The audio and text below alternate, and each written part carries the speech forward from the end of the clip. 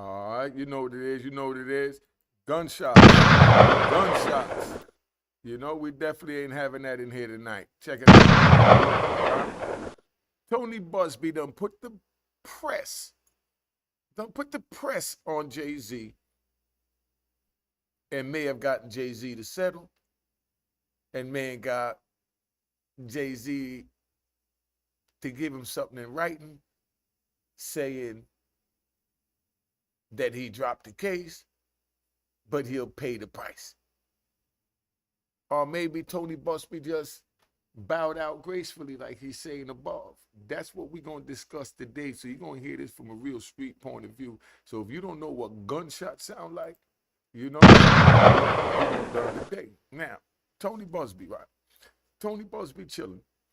He had Jay-Z up against the rope. He filed this lawsuit. 24 hours later, Jay-Z jumped out and he said, I'm not going for it. You know what I mean? And he went right at Tony Busby like a pit bull. Jay-Z told Tony Busby that don't think that he's a man from the corporate world for him to remember that he's a man from the projects, and then elevated to the corporate world. So basically, Jay-Z is telling him, like, yo, I'm not having that. You know what I mean? I'm going to show you I fight for real. So Jay-Z started going at Tony Busby.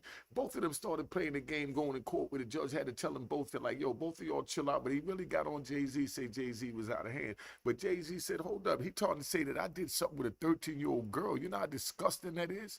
Forget my brand. Forget everything else. Now we talk about my morals, my principles, my manhood. He accusing me of doing something with a child. I have no choice but to fight with every means of resources that I have, is where Jay-Z was at. And the judge said, yeah, I understand. And Jay-Z said, no, I don't think you understand, because I'm a man from the projects that made it to the boardroom. And in the projects, we don't live like that. Y'all call it savages, whatever you want to call us. We don't live like that. This is what Jay-Z telling them, right? So Tony Busby said, yeah, well, you know, Shorty told me that she was at the MTV Awards while she walking through. She saw lemons. She asked that Diddy car. They said, whatever, whatever. They told her to come back. She came back later. They picked her up, took her to some place where Diddy and Jay-Z and an unidentified woman was at, and they held her down. They did this and that to her, and after they did that, she get out. She called her father and tell her father come pick her up. She says her father allegedly came and picked her up. He picked her up, took her where he had to take her, took her home. Everything is good, you know? And then all these years later, she filed a lawsuit, you know, and she's the one that was the victim that was supposedly, allegedly traumatized. And then here she go now, she remembers everything, where she's the victim that's supposed to forget everything. Now the father who's supposed to remember that, because not only is he older, he's not a victim, he ain't got nothing to do with it, so it's not a traumatic stance that he might want to push in the subconscious nature of his brain. Period. So that's what it is. So how the father don't remember it, but the daughter remember it. It was just so much holes in it. Then they said that the white rock and roll star was there. He wasn't even there. You know what I mean? They put all this old frivolous crap, right? But then, as much as I say that, right? Because you already know, you know, as much as I say that, right? You know, we ride. You know, we always ride over here. You know, we love to ride at the Mecca. Now, as much as I say that, it could have been that maybe Jay-Z just plain old paid him off, you know? And Jay-Z made a clause to Tony Busby, I'm going to pay you off, but you have to admit in public that you dropped the case, because that's what you're doing. And Tony said, oh, no, you only give me $50 million. You got to give me at least $80 million for that. And Jay-Z said, nah, man, I'm giving you $50 million already. That's too much, because I know I didn't do this. I didn't have nothing to do with it, da-da-da. I said, yeah, but you see what the scandal doing to your name, it's going to bring you down. I know you ain't worrying about your finances, but it's going to bring you down in the public eye. Then you won't be able to make a dollar because your brand will be ruined. So you might as well just give me the 80, and I'll go out there and say that I dropped the charges because it don't affect me, because I'm just an attorney. It really just fall on my client that she, you know, I found out, or I felt that her case wasn't strong enough. That's where Tony Busby's at. So you understand? Now, Jay-Z and Tony Busby, they trying to figure out how they're going to settle out this agreement, right?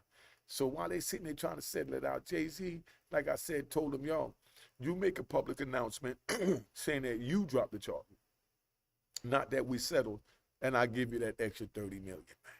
You know what I mean? Much as it hurt him, he said, man, I just want this to go away because it's a heavy burden and a heavy monkey on my back and I don't need this at all.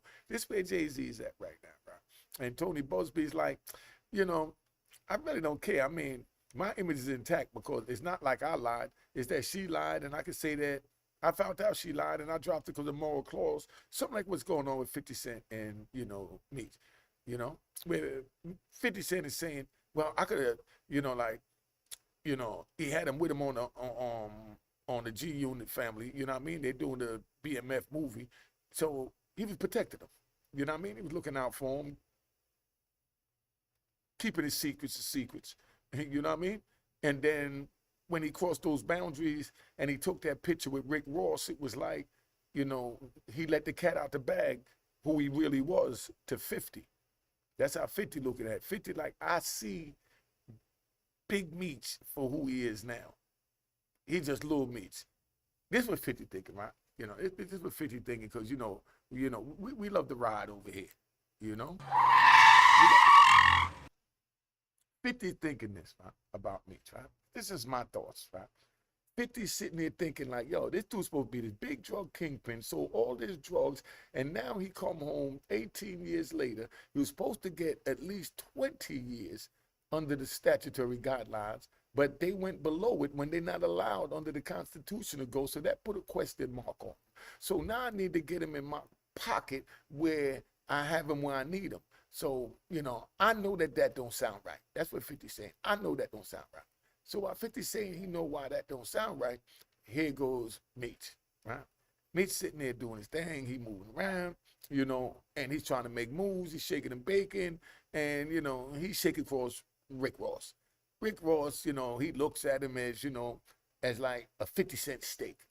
You know what I mean? That's what Rick Ross looking at Meech as, that 50-cent steak. You know what, he gonna eat him like if he was 50 cent, you know, and he's a nice juicy piece of steak, you know, pause, you know where I'm at. But, you know, just want y'all to understand this picture. So while this is going on, Rick Ross is putting Meech in a position to get his get back at 50, you know, possibly for one of the pranks that he did on him, if you want to call them pranks, whatever. I found it entertaining, so I just call it pranks. You know, like, you know, taking his baby mama shopping, you understand? You know, what else he did with baby mama? Took photo shoots, she was in a King magazine, you know. All that fall under like what 50 going through with his baby mother. See, these women is the ones that tarnish our brand because when we're young, we don't know how to pick them. We pick them with our lower head instead of our upper head. So we look at how beautiful they look to the eyes. You understand what I'm saying? And we let it go down to our lower head real quick and we stop using our upper head. And before you know it, we have children with these women that's full of crap. You know what I mean? And then this is the things that they do. When you start blowing up, they find a way to bring you down. And now Rick Ross was looking for a chance to get at 50 Cent, and then here comes the 50 Cent steak, aka Big Meech. So he grabs him, takes a picture, shoots it out, they talk crap, talk about a concert coming, talk about all these rappers is coming, and then now all these rappers are the same ones that denounced their little homie Gunna.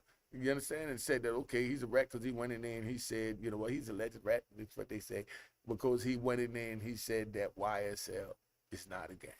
Well, is a gang, you know. So, you know, they denounced him, you know. And then here go Big Meech come home, they saying that he's a third party, and these same little dudes that stand on business that said, man, Gunna told we not dealing with him.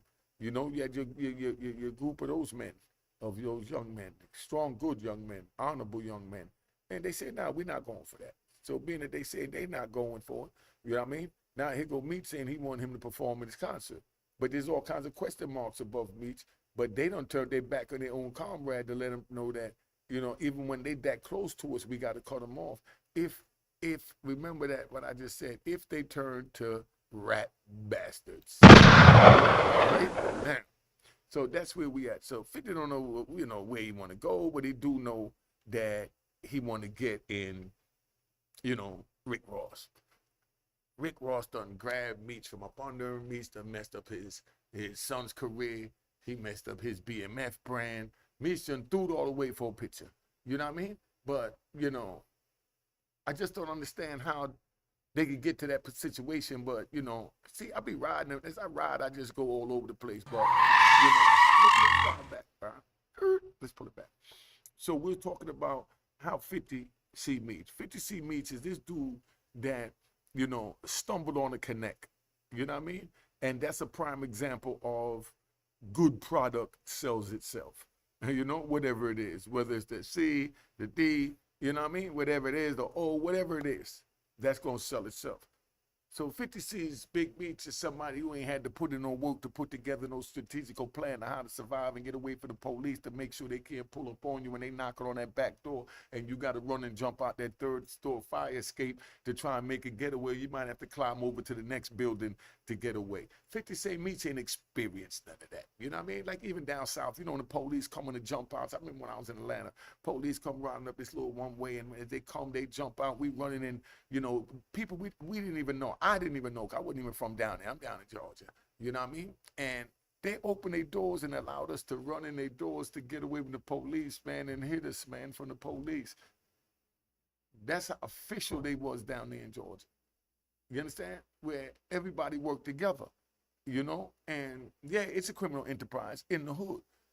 But then the feds come and they make it a criminal enterprise by saying that everybody on the block is one gang, even though in one group, you know, even though they all buying from different people, looking up at different to different things, you know, everything is just different except for they physically be on that block. They don't have to live on that block because they get dudes that might just be coming to visit a friend over on that block, a female over on that block. Police been watching the block, they grab them up too. I mean, that's the way that worked. But Tony Busby sat there, man, and he dropped the lawsuit against Jay-Z. Did Jay-Z pay him to drop that lawsuit? Is what I want you to tell me. Did Jay-Z pay Tony Busby to drop the lawsuit and say that he willingly dropped it and Jay-Z slid him a big check under the table? Y'all think that's what it is? Put it in the comments. Or you think that Jay-Z legitimately didn't have nothing on him whatsoever, and being that he had nothing on him, they had to let him go. They had to back up off him. You know, so here goes the lawyer cleaning his name up. So the lawyer says, well, I don't want no parts of it. She lied on this, she lied on that, or this is, you know, because the lawyer don't want to say she lied. So, you know, they're going to find some fancy terminology for lie. She wasn't truthful on this. No, the hooker was a liar. You know what I mean? Stop it. There's not no truth. The hooker was just a liar. You know, but they're going to find a nice way to try and put them down and push it over on them the whole time. Busby done told her, look, I got this 70 million, 80 million coming. Shut the F up. Your story's fake. I know it's fake. You know it's fake. We shook them down and worked. Now take this money and run. Get out the country, girl. We'll go after Diddy tomorrow. You know what I mean? That's how they do that. You know what I mean? But it's all a ploy, you know. But that's how they allegedly do it. You know, it's all a ploy, you know, but Jay-Z's sitting there, he's like, nah, as soon as they said his name, he came out kicking and scratching like a, you know, like a wild tiger, like the lion of the jungle caught in the cage, and he's fighting to get back to his cubs because they were trying to take his freedom from him. That was the first step to let you know that they're trying to take Jay-Z's freedom from him. That was the first step. And you don't want to have to go through that. You don't want to deal with that, because when you go through that type of crap, man, you don't know what happened. And that's why I stay, man. I say stay out the street. Don't get involved in it because it get crazy. You and I both know that story about Jay-Z sound crazy as heck. But I wouldn't put it past Jay-Z if he still paid to just let it go away, because he see what it was already doing to his brand and how much he was losing. So he just paid a couple of extra million to get Tony Busby, you know, to say that never happened. Allegedly, that's what happened. I'm just keeping it 100, man. That's how I go. Because a lot of people, they want to sugarcoat it and play these little games. But, man, we don't do all that.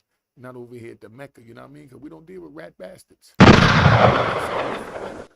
You know? You know, it is what it is, man. So we here.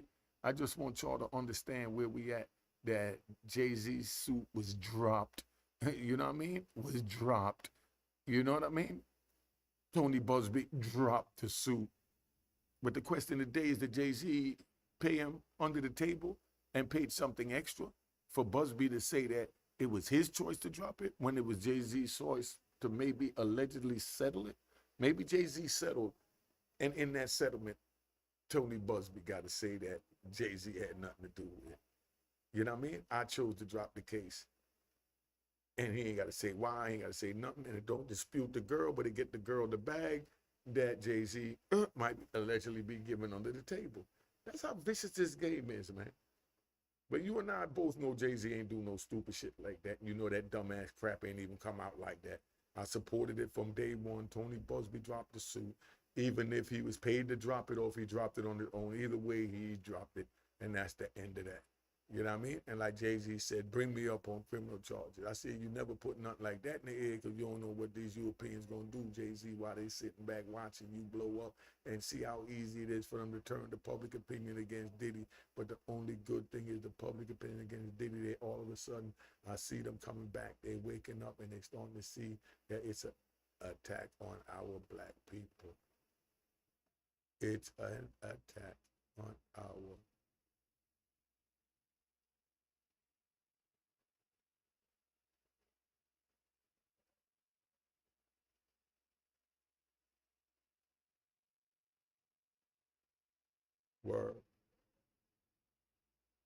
I just dozed into my third mind real quick. I just wanted to chill, man, because I really thought about that. That's how serious this game is. Jay-Z worked so hard to get, out of the projects, put his family in a better situation.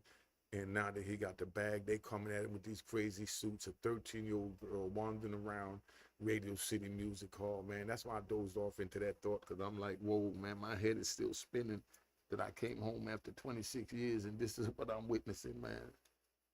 I'm just scratching my head because I don't know how we got here. And then our people would run with them against our own people. When I went in, our people even stood up for O.J. Simpson, and we knew in our hearts, 99% of us felt he was allegedly guilty. But it was a whole point about us against them. That's all that was, man. But it is what it is. Been on here long enough. Subscribe to my daughter Juanita Mecca Audio YouTube channel. That Juanita Juanita Mecca Audio and Unique Mecca Audio Prison Story and Mecca Audio TV. Follow me on YouTube, Unique Mecca Audio. You know all that crap that go on. All right. I don't even feel like doing that outro. I'm just ready to keep it moving. All right.